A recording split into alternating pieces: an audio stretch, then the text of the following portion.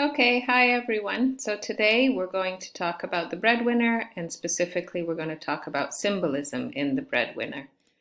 So first of all, what is symbolism? Well, symbolism is a living or a non-living object representing something else.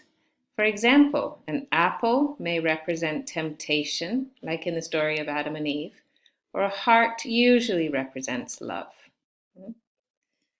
Why do writers use symbolism? Well, they use symbolism to give meaning and richness to a story, or maybe to add an element of mystery to the story, or even to add something familiar to the story. We all know what a heart means, so an author might add that to a story so that it is familiar to us.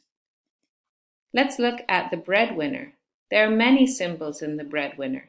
Here are some examples. For example, we've got formal clothes like the shalwar kameez, and this is a picture of one here.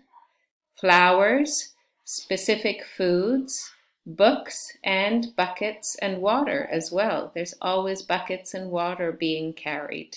Okay, these can be symbols of something in the book.